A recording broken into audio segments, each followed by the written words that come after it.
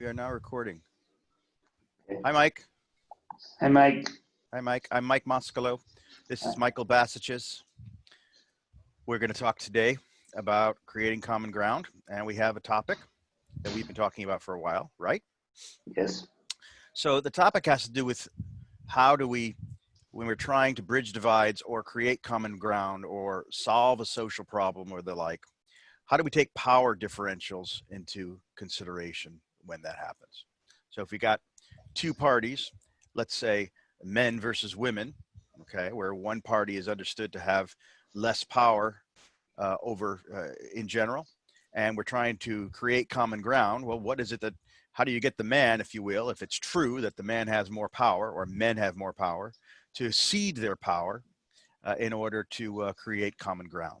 Does that sound like a reasonable way of framing it, Mike? Yeah, it's hard. I mean, talking about men and women as a group, as opposed to. That's a group, yeah. I mean, labor management seems like a clearer example where the management and labor is all engaged in the same productive activity. Their actions are interdependent, but in most situations, management and management often goes with ownership, and that creates a privileged position where it gives the people who already have more control in the negotiations. I think that's great. How do we address that? Yeah. So I think the labor management is an ideal, and of course we could talk about that as a metaphor or a microcosm of virtually any conflict, whether it's Mm-hmm. racial, gender, sexual orientation, national or international, with respect to the proclivity for war or anything like that. We agree on that. Mm-hmm. Okay. Good. Mm-hmm. Okay. So I have adopted the position that in this whole project, creating common ground, that that the way to that we want to have nonviolent solutions to problems, and we've had violence and war throughout the history of humankind, and we keep falling into the same dynamics constantly, and the way out of this, it seems to me, is to draw on the best that we know about conflict management and collaborative problem solving and dialectical thinking and all that good stuff, and engage the other. In fact, to engage the enemy, if you will, without giving up on your core principles, your core beliefs, your core needs. One, you have to engage the humanity of the other person, so that we're different, and we tend to think that the other person, labor or management, is a different animal. We often, our conversations degenerate into you're crazy, you're bad, you're evil, your interests, or you want to obliterate us, or what have you. No, I say behind every position that somebody takes, there is some set of interests, some set of beliefs, some set of sacred beliefs, some set of pleas, some set of fears that are of interest to that person and that make the world make sense to that person. And unless we engage that, we're always going to have war and conflict. Yes. So you engage that, you try to figure out what the needs your opponent has, you articulate your own needs. You're inviolate about your own needs. This is what I need. This is what these are my sacred beliefs. But you try to solve both parties' needs at the same time. Create novel solutions that nobody's ever thought of to transcend the conflict. Mm-hmm. Mm-hmm. Now, I know that you and I agree upon that. Mm-hmm. Is that right? I think so. I think I agree to the commitment to nonviolence, which to me means because the other is inconvenient for you or raises doubts for you or challenges you, destroying them is not the solution. Yes. That you don't just destroy the other that's in your way. You find a way to be walking somewhere together. Mm-hmm. Mm-hmm. But to me, I think equalizing power is a very important activity to make for the possibility of a good solution that works for everybody. And I think, so for me, the question is, how do you go about challenging and undoing power differences in order to create the best situation for this kind of dialogue without being violent, without destroying or attacking the other's humanness? That's great. Doesn't mean their behavior isn't, Abhorrent. someone may right or toxic Yep. Yep. um, for you, but Right. This is a question that comes up all the time when I talk about creating common ground. I mean, almost the first question that comes up, for example, in dyads between people is, well, what if one person doesn't know all these techniques you're talking about? Or what if one person has more power? Or what if one person doesn't want to negotiate or some such thing? Don't all these principles that you're talking about break down? And I think that they don't, and I think that there are ways of addressing them. But the question that is raised is a deep and important one. I agree. So where do we go with this? well, so for instance, I would argue that the difference between organized labor and unorganized labor is unorganized labor is much less powerful because it's a bunch of individuals, even though the business needs workers to function.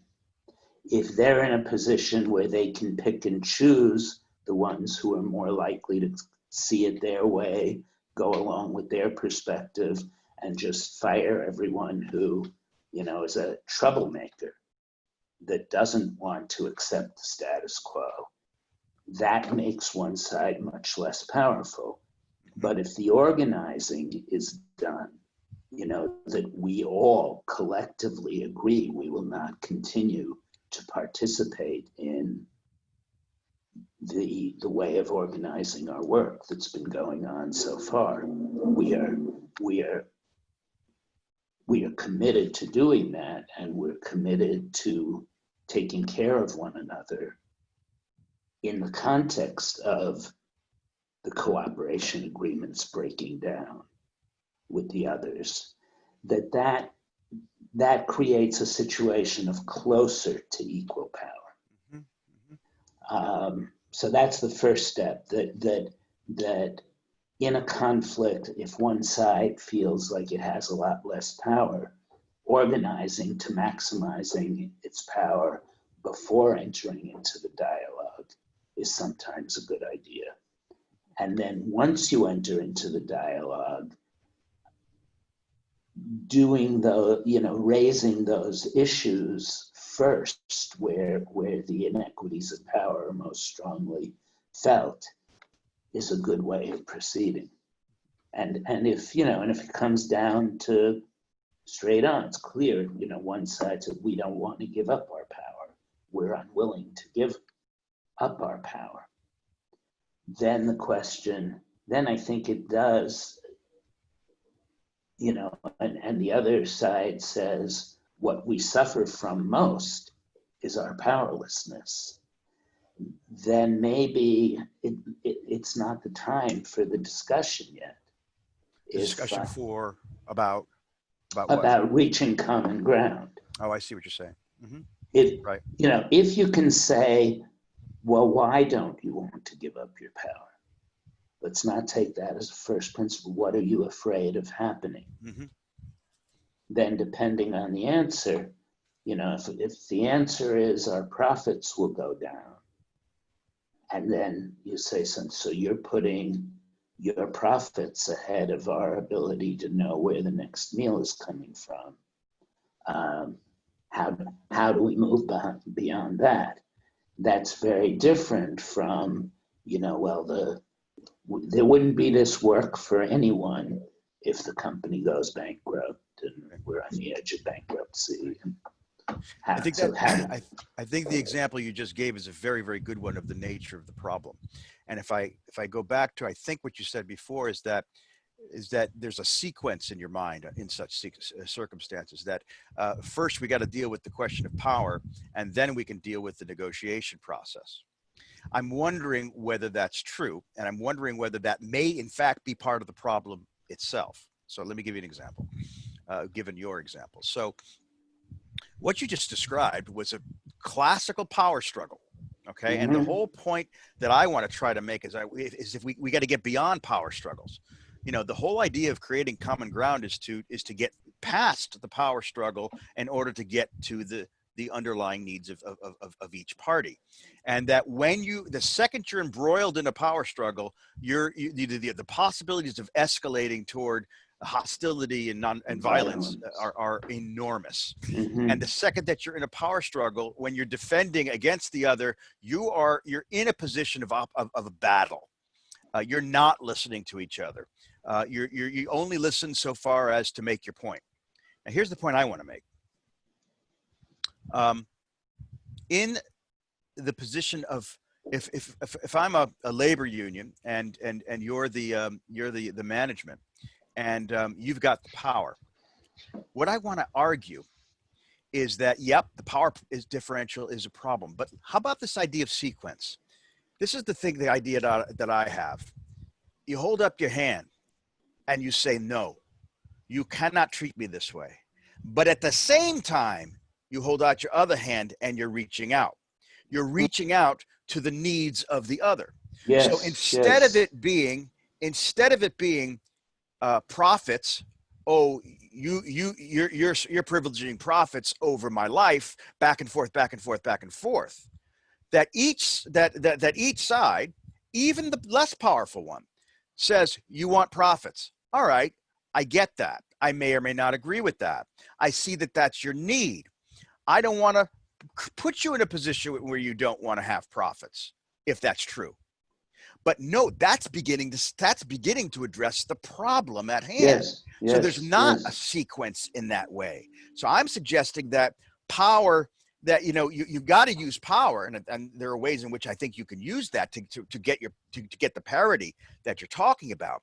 But that if we're able to reach out with this hand and to diffuse the other person's fear gradually over time with trust, we have a much more likely scenario that the person will quote unquote give up power. I'm not even sure that's the right term. Mhm, Give up mhm, power because they realize that their interests are not at stake.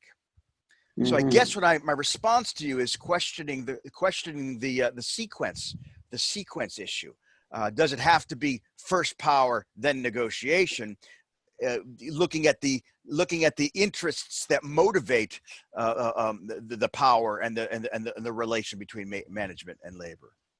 You follow me? Yeah, no, so on the one hand,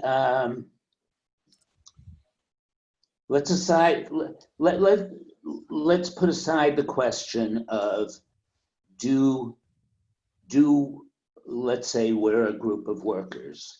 Do we need to assess how much solidarity do we have before engaging in discussions? Is it useful to try to build solidarity? I think, there may be some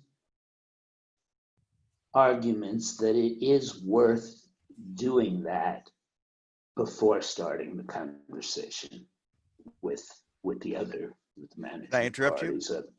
Can I interrupt you? Uh, No. okay, Okay. Go ahead. You keep yeah, going. and but that I do think that once one is ready to engage, yes, it's first we need to say, we're here to find a better way. We want to understand your perspective. We want you to understand our perspective, and we want to find a better way. And in that way, that's the reaching out to find common ground. I think fairly early on in those discussions, we need to address the power differences, especially if they come up in implicit assumptions that one side starts making.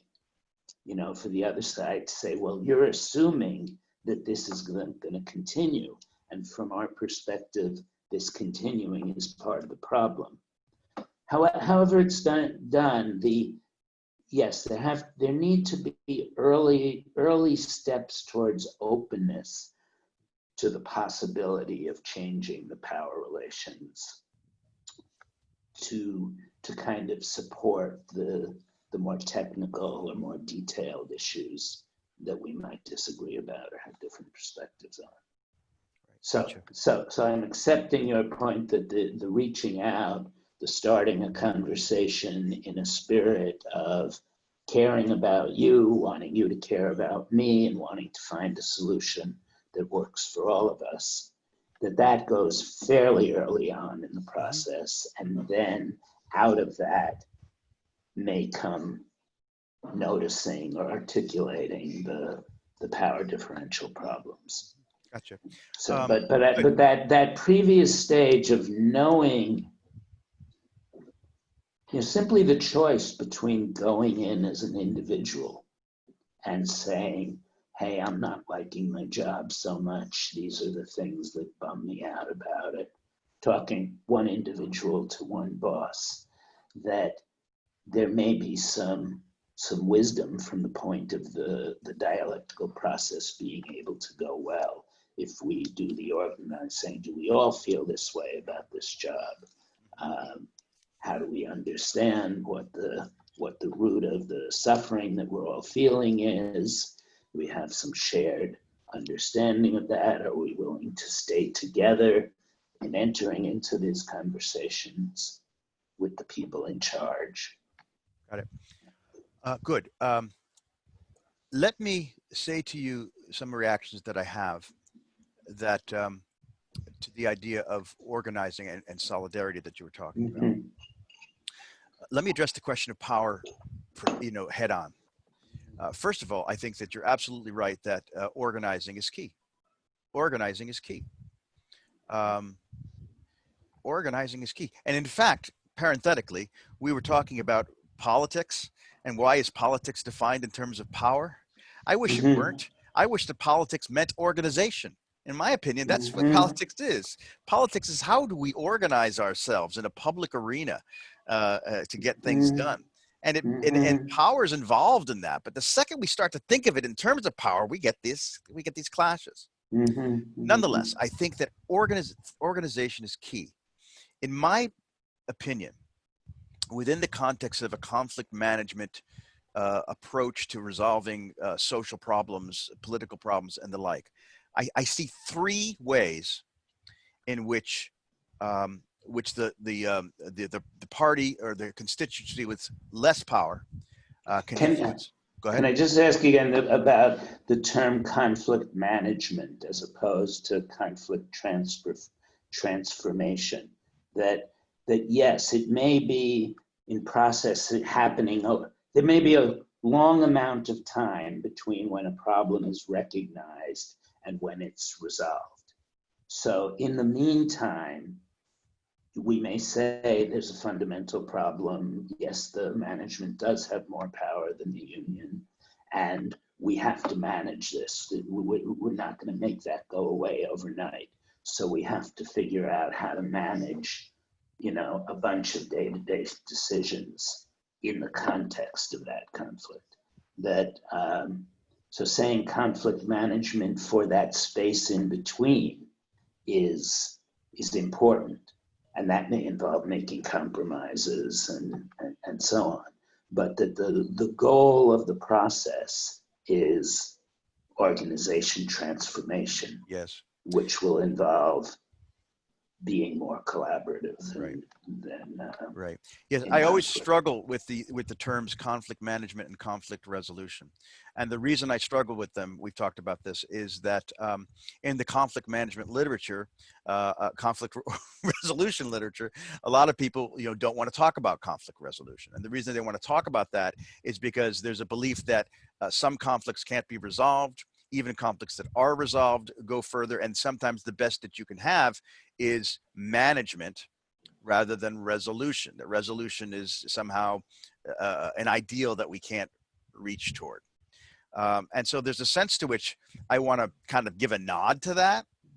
But I prefer to give a nod to it in the way that you're talking about it, that conflict management is maybe something that we're doing in the moment, but our goals ought to be conflict resolution, especially if you're taking a dialectical approach, and regardless of whether or not it's ideal or not. If I'm being idealistic, sue me. Fine, I will.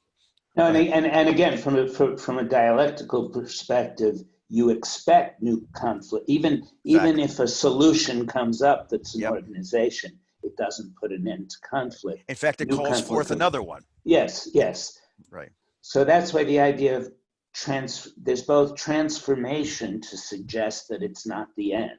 Right. It's just a change in form. And then there's conflict transformation takes time, and we have to manage. I wish we had a better term, conflict manasution or something. I don't know what is transformation? Transformation is a great word. Yeah, conflict transformation. But then it just sounds like the conflict is transformed and never resolved. Yeah, let's put it aside if we can. And you feel every right to if I use conflict management to make a face or something like that, then I'll so that'll work. Sounds good. All right. So where was I? The three ways in which a party with less power can influence a party with more power. There's four. The fourth one is violence. That's what I don't want. Right. The three are: one, organizing. You must organize. You must organize. But there are many ways to organize, but one is to organize. So I'll just leave it at that. You must organize. Two, nonviolent communication, civil disobedience, non-cooperation. If things get really sour, without you do what Gandhi and Martin Luther King did. You do what the nonviolent communication people talk about. I loved that rally, that immigrant rally maybe a year or two ago, where the immigrants said, "Okay, we're not going to work for a day." Okay, that's beautiful. All right. Look, I'm not going to hurt you. I'm not going to say how bad that you are. I'm not going to call you names. Well, maybe they did. I don't know. But the idea is if you're going to treat me this way, I'm just not going to work. And then where are you going to be? So I like that. Strikes. Strikes are a way of doing that. Yes. Okay. And the third way, in my opinion, is what I'm talking about. This, the first two ways are holding out your hand and saying no. And then the third way is reaching out, seeking to identify, not simply saying, I'm willing to talk in abstractions, but seeking, and this is the key, it seems to me, you try to seek for the real interests of the other. You try to get those. And you got to, in my view, make contact with those so that the other feels enough quasi-trust, enough openness that they realize that if they open up, if you will, that they're not going to get obliterated, that that's not your goal. And so those are the three ways that I can think of for how a less powerful party can embark upon a more powerful party. And I want to say one more thing. Why is this so important? Because right now we've got these culture wars, we've got gender wars, we've got racial wars, we've got all types of wars, culture wars, and the way we're doing it is through call out culture and cancel culture and moralizing identity politics, if you will, so that the other side is sexist, the other side is racist. We call the other one out by being racist and sexist. If we see somebody who is quote unquote sexist, we fire them. If we cancel them, we shame them. And this is not the way, in my opinion, to solve these problems. That's going to lead, in my view, to more problems, not fewer problems, because the person who's being attacked is going to get his or her back up. They're going to silence themselves. Their resentments will go underground, and they will resurface again in a more virulent form. And that's what I fear right now about what's going to go on. Right. So that's how I respond. I put that, if the more victims you create, the more grudges you create that are obstacles to working together. So you don't get people to work together by creating victims, um, and that saying, no, you won't do this to me. I'm going to learn how to hold up my hand and say, no, this is not acceptable, doesn't make somebody into a victim. Yes. It just holds one's hand Or up. doesn't make the other person into a victim from their point of view, and what it doesn't make them into an evil person from your point of view. Right, right. Well, that was Or the other thing. We talked a little bit when this came up about Martin Luther King and why, to me, he was a good example of um, someone who was leading a political movement that was trying to reorganize relations of power, but that avoided the kind of negative stuff you were talking about. And it was by, he never ever suggested that anyone was an evil person. And it worked. It was consistent with his Christianity to communicate the message, they haven't seen the light yet, and we can do work to help bring the light to them with the notion, and for everyone who was a Christian, that method made sense. Whether it would make sense, whether it would work as well in a non-sectarian, if development, I don't know if development is, but say the problem is people have too narrow a view, and it's by the process of engaging people who see it from different perspectives that the view becomes enlarged. So it's not that anybody is a bad person. Yep. And Yeah, it seems to me that what you we may be, all have limited views that need to be corrected. it seems to me that what you may be talking about in King's approach was his Christianity and this idea of the limitations of we're going to show them the light. It seems to me that what may be wrong with that is if I'm a Christian and the light that I'm showing the other is my correct view of the world or my God-given view of the world or something like that, that you are now going to be enlightened into, that's a problem. But the light could be the light of my pain. The light could be the light of my suffering. The light could be the light of my suffering and thus our shared humanity.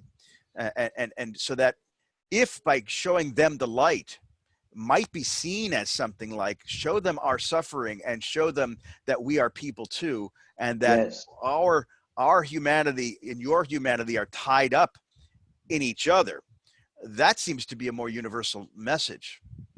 And that would be a way perhaps of saving by tweaking Martin Luther King's what you're calling his Christian viewpoint, might make it more universalizing, even though universalizing is a problem too. So I think he would say that it's God who shows the people the light. But as you were just saying, we can be seeing our suffering, in our suffering. If we can get people to look at our suffering, they may see God's light through that. So that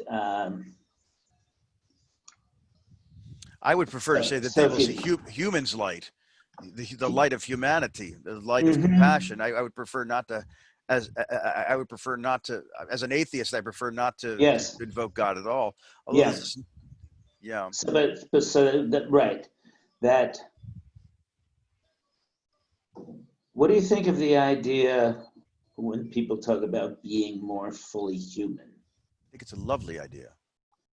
Okay, so if we can agree that we are human, but human isn't a binary thing where you're either human or not, but that you can become more human, and that in fact cultivating our humanity is, that's beautiful, among the most important things that people can do. Although some people will say that Some people will say that that's anthrocentric, that it's human centric, that we should Yes. be taking a more ecological point of view, which there's nothing wrong Yes. with that either.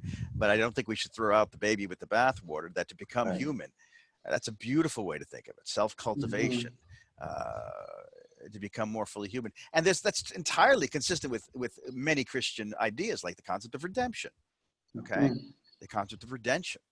I've done something bad, but and I may even feel shamed about it, and people may even shame me about it, and I feel guilty. But to the extent they have the possibility of redemption, that's why we shouldn't kill people.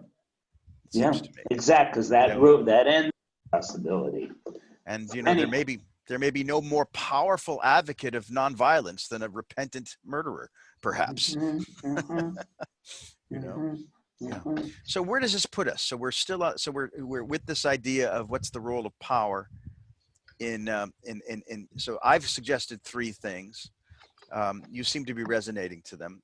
How does this bring us closer to a synthesis, if we will, or some way of resolving our differences? I mean, I think we've agreed that organizing is important, and we've agreed that how one organizes is important. That if one organizes around hatred or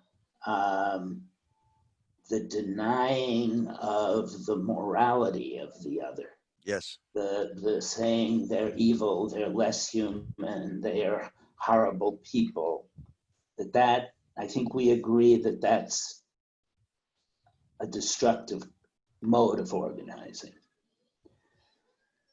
I would say understanding systematic differences in power is a very important part of organizing that needs to be distinguished from that. So that in the work of organizing, are we ready to stand together and make the case for our needs, as well as a vision of how everybody could be better off? Yes. Is there a word for that? Well, I think of it as power analysis. But it's not a positive word. It's an analytic word. It's not a word that describes, we were talking about activism before, right? Yes. And I was saying that the concept of activism brings up certain feelings in me. It makes it feel as though an us versus them thing. If I'm an activist, I'm active for my needs, and I often ignore the needs of the other. That we're at loggerheads. And so what you're saying is that in this concept of activism, if you will, collaborative activism. I just thought about that. Proactive activism. Nonviolent activism. Even nonviolent activism doesn't necessarily. I like it. I like it. I want to do something that brings in the other without negating the self. So activism, brings up, it's this loggerhead thing. It's about me. It's not about us. So how can we be open-handed in our meeting and greeting of others, and at the same time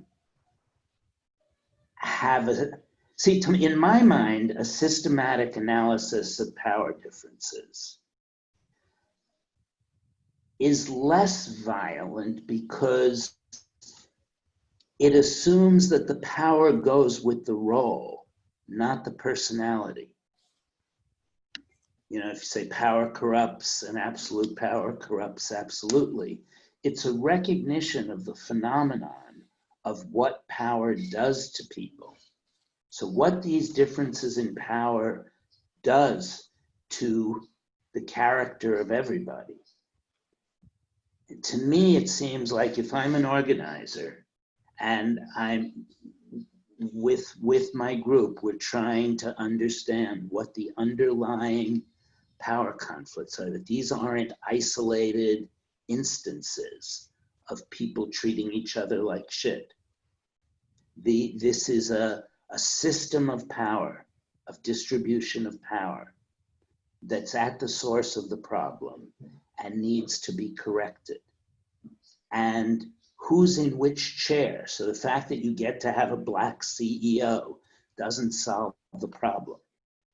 Or the fact that you elect Obama, electing Obama president did not cure the US of its racism.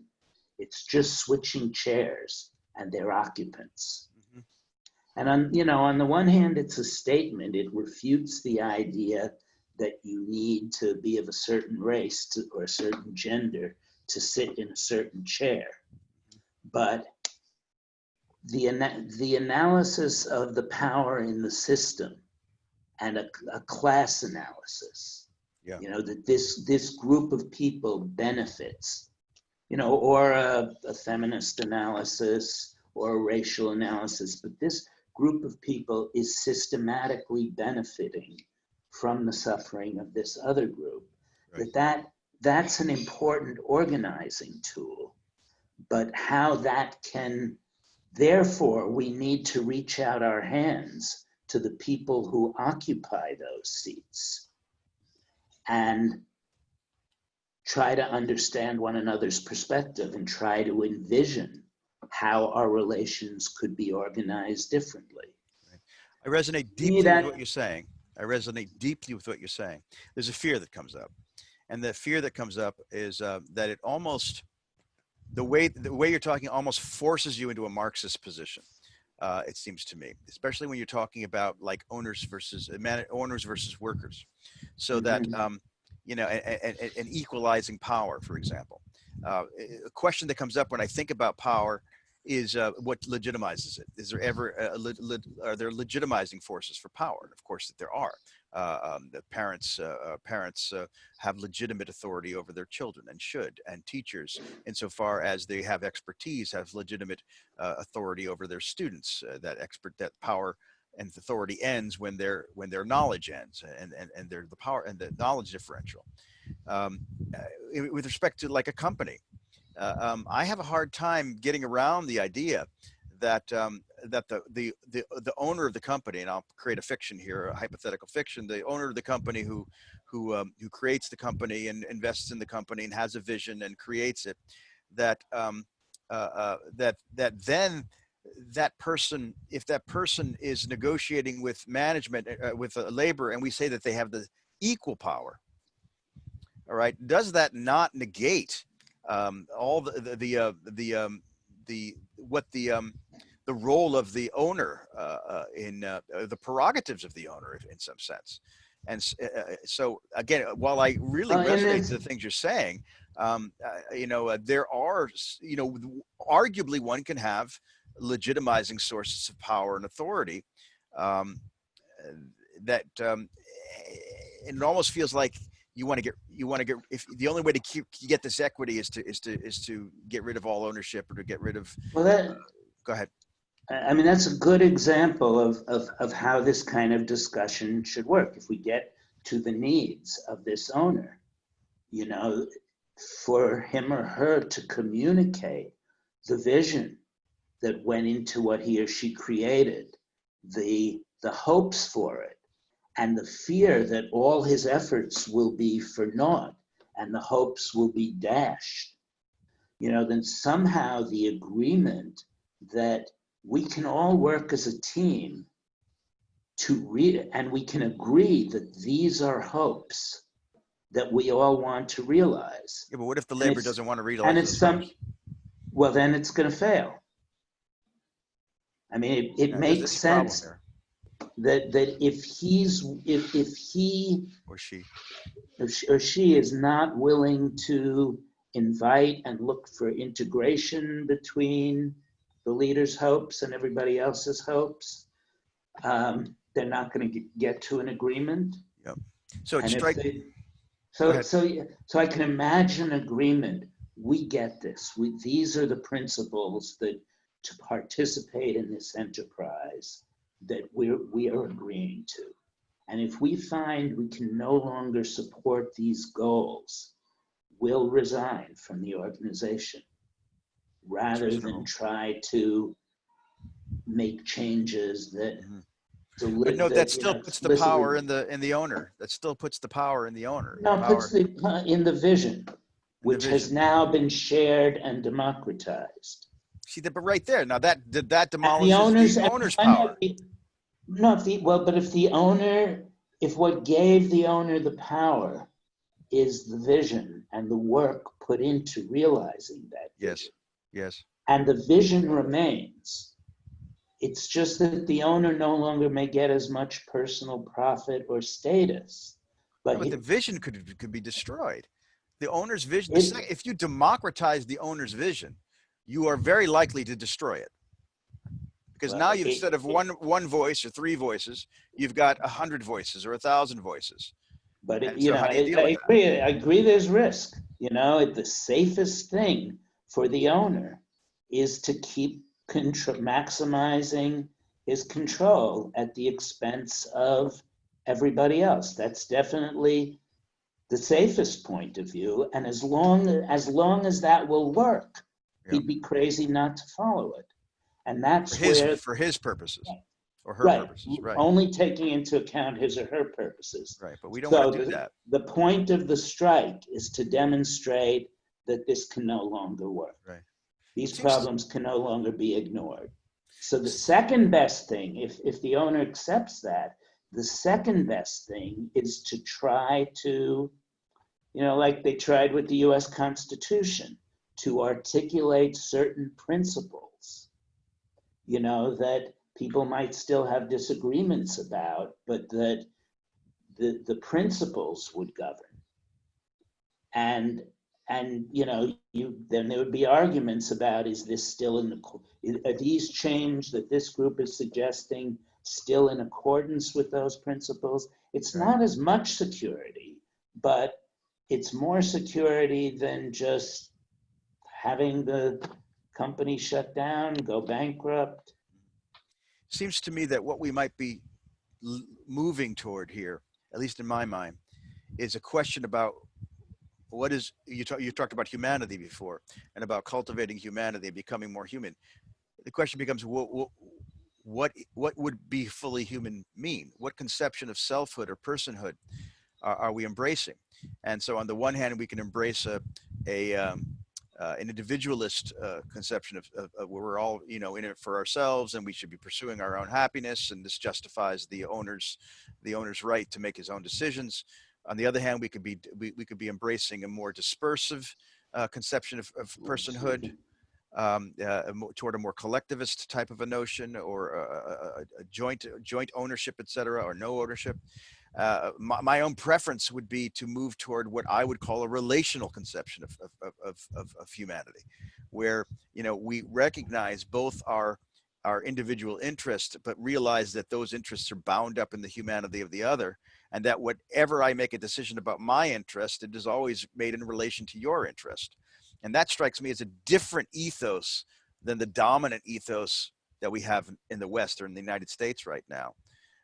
And maybe that's the unfinished, for me anyway, the unfinished project of cultivating humanity. What are your thoughts? Yeah, yeah. Well, there I think I hold dear the principle that a more adequate form of organization is a form of organization that works best for everybody involved. That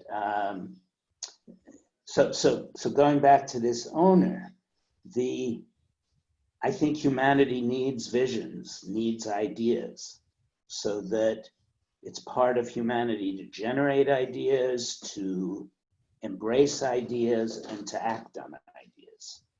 And that's perfectly compatible with nobody is, that's not a, I thought the idea of victimless crime, but it's not a crime. It doesn't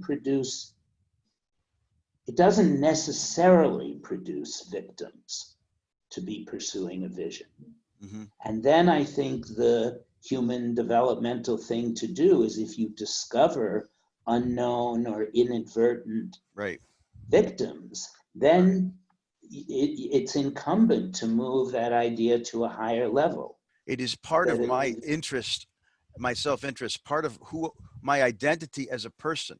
I cannot be a valid person, what you're saying, unless in building this company, I ask myself, am I making other people victims? And Yes. as a result, and if I am, I must change my vision, because if I don't, I destroy myself as well as the Right. I mean, that's kind of exactly what King was saying, other. and why, let's assume these people have their victims, but they don't realize the extent to which they're causing victims. And if we show them our suffering, then they will have a broader view. What's left out, because we can't see the whole universe, even though our actions may affect the universe, we can't observe it all at the same time. Mm-hmm. If we get the message from the victims, the assumption of this method is that if one shares the thing that one thinks of as valuable, and there's some consensus that that is a human value, that that's something good for people in general. I want to find a cure to COVID. I'm willing to put everything aside in my life to try my best to find a cure. Yes, we want that. We want to encourage that activity.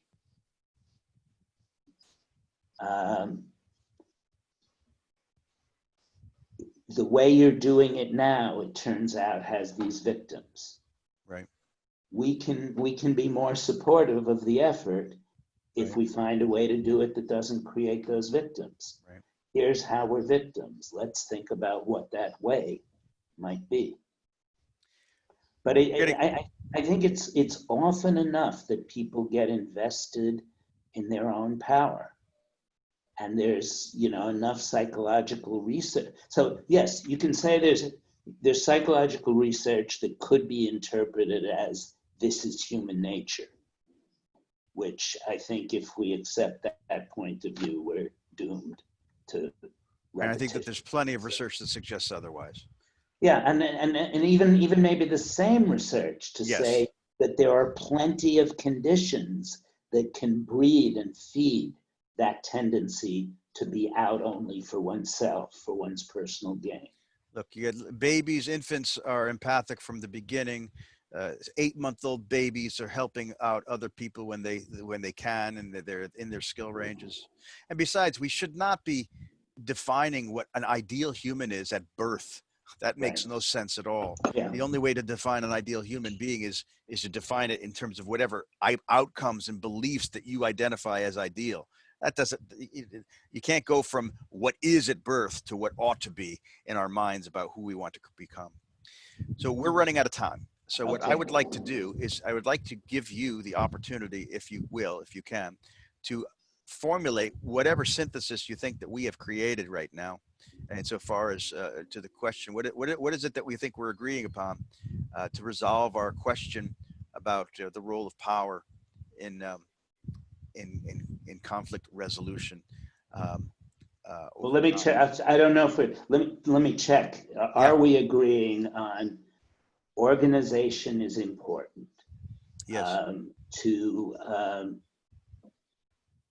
to move towards greater equity of the sides in efforts at problem solving, I think efforts that at we're agreeing finding that common ground. organization is necessary. I'm not sure that we're agreeing yet about. I think we're pretty close on how we are organizing. I think. Right, that I if have to think more violence about it. has to do away with the other side, eliminate the other side, and nonviolent means not doing away with them, but inviting them to see their suffering and see the problem their power creates, and Yes. being more willing to share power, Okay, I can agree on all of and that. to articulate what they're afraid of, and to Right. try to give them some assurance that their fears of what will happen if they loosen their hand on power is not going to happen. Yeah. I It's begin our to commitment to. I begin to get into a gray zone when we talk about losing power and that sort of thing. But would it suffice to say that we agree upon that organization is key? Okay, social organization is key, and that the social organization needs to follow the principles that you talked about with respect to well, I'm going to say it my way because I can't remember exactly what you say. Holding up your hand and saying no, while at the same time seeking to honor the humanity and the needs of the other when possible. Right, right. I think the thing that we may not have agreed on yet that we need to keep working on is that I believe that what I would call a power analysis, which does tend to be Marxist in my case, in the sense that people need to live, people need to reproduce themselves, and there's technologies and their relations among people that, well, this was in the whole argument that you presented to the Digby guy the other day, that yeah, I lost my thought in making that connection, but that analysis of power and how it relates to the way in which people reproduce themselves and the way in which they survive. That's an important organizing tool. I hold that very strongly. And the question that you're raising for me is, how do you use those tools in a way that doesn't lead to this kind of othering and bad group of people? And so that's one big question. How do you make use of this conceptual tool in a way that doesn't, I don't think it logically leads to the assumption that any people are bad people, but you're saying there is a factual tendency for that to happen. That tool is power analysis. Is that what you're saying? Yeah, yeah. Yeah, it seems to me that we should have a discussion about power analysis. That would be a good Right, thing. because that's something I clearly value, but I would not want it to lead to the conclusion that this set of people has to be destroyed, and once they're destroyed, the problem will go away. Then there are the things you mentioned, like calling out culture, calling out, cancel culture. Right. So I think there's more we need to understand about how that happens, and what it is that's at the root of that, and if there's some accidental link between power analysis and those kind of actions, to try to break that link are unsolved problems. Is there something other than the organizing concept that we just talked about that you feel as though we're agreeing on as a way of resolving this process? We both agree with the nonviolent communication? The organizing, the absolute maximum of communication, right. Always being open to talking, always seeing that dialogue can only help if we understand better what the other person or side really cares about. And trying to honor what the other person and cares trying about, to honor that. if we can. Yes. And if we can't, that becomes a source of conflict that we have to continue to work through. Exactly. Okay, exactly. That sounds great. That sounds great. Michael, I think we should stop. I think this has been great. Thank you. The problem that this raises is that we need another one. We need another dialogue. So, yeah. Oh, yeah. But that's how it's supposed to work. That's right. That's the whole point. It happens in steps, and we've narrowed down the problem with how